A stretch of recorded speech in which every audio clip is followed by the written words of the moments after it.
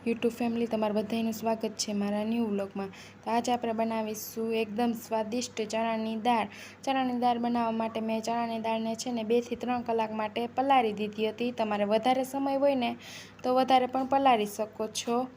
ત્યારબાદ બાફવા માટે મેં કુકર લઈ લીધું હતું, તેમાં ચણાની દાળ અને થોડુંક પાણી નાખ્યું, નમક નાખ્યું છે સ્વાદ અનુસાર। ત્યારબાદ નાખ્યું છે આપણું તેલ। તેલ નાખવાથી છે ને આપણી દાળ ઉભરાશે નહીં।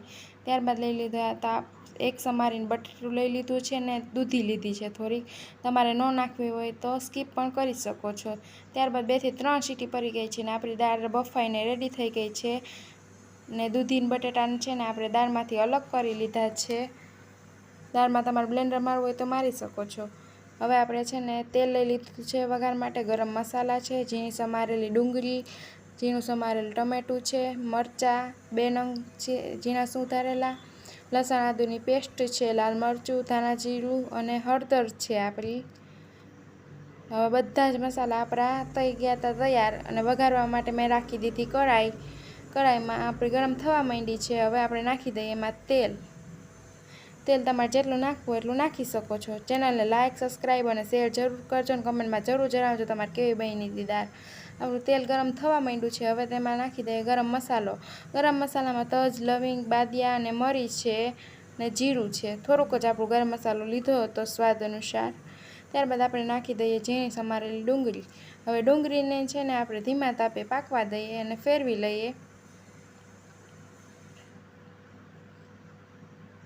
ડુંગળી આપણી સરસ મજાની પાકવા માંડી છે। આ રીતે દાળ બનાવશો ને એટલે એકદમ સ્વાદિષ્ટ બનશે આપણી દાળ।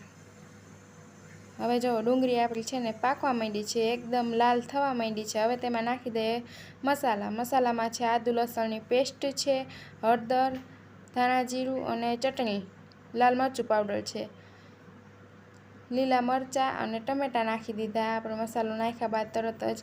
હવે આ મસાલો છે ને આપણો પાકવા માંડ્યો છે તમે જોઈ શકો છો। ત્યારબાદ આપણે નાખી દઈએ થોડુંક પાણી, જેથી આપણો મસાલો છે ને એકદમ ઘટ થઈ જાય અને બળે પણ નહીં। પાણી આપણે આમાં થોડુંક જ નાખવાનું છે ને આ મસાલો આપણો એમને પાકવા દેવાનો છે।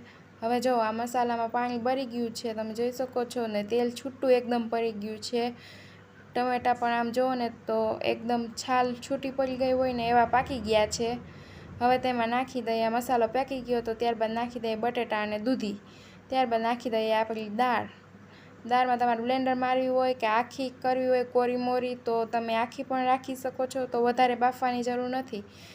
આપણે લઈ લીધી હતી આપણી દાળ ને નાખી દીધી આપણે કઢાઈમાં। હવે એમને એમ થોડીક વાર પાકવા દેવાની છે આપણે દાળને, એટલે સરસ મજાની પાકી જાય। તમે પણ આવી જ રીતના બનાવો છો? કોમેન્ટમાં જરૂર કહેજો। આ રીતના બનાવવાથી એકદમ સ્વાદિષ્ટ તમારે હોટલ જેવી જ દાળ બનશે। દાળમાં તમારે પાતળી કરવી હોય ને દાળ તો પાણી પણ ઉમેરી શકો છો।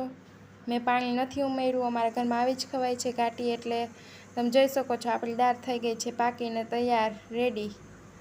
એકદમ સ્વાદિષ્ટ ચણાની દાળ। ચેનલને લાઇક, સબસ્ક્રાઈબ અને શેર જરૂર કરજો।